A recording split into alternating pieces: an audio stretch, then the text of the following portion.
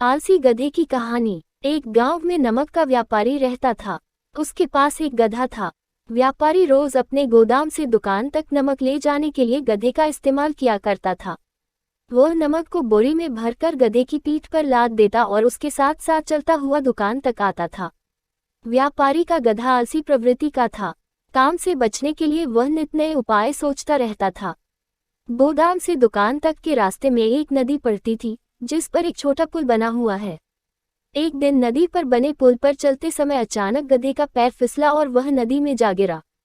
नदी के पानी से नमक की बोरी भीग गई।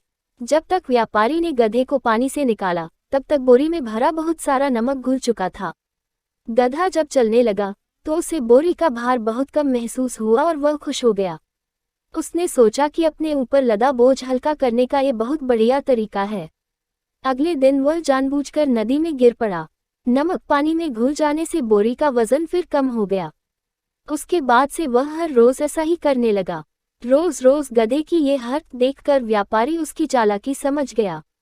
उसने गधे को सबक सिखाने का फैसला कर लिया और अगले दिन बोरी में नमक के स्थान पर रुई भरकर गधे की पीठ पर लाद दिया।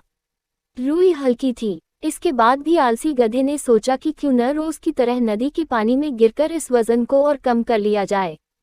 इसलिए वह जानबूझकर नदी में गिर पड़ा। लेकिन इस बार बोरी में नमक नहीं बल्कि रुई थी। पानी में भीगकर रुई का वजन कई गुना बढ़ गया। गधा जब उठकर चलने को हुआ तो इतने भारी बोझ से उसका बुरा हाल हो गया।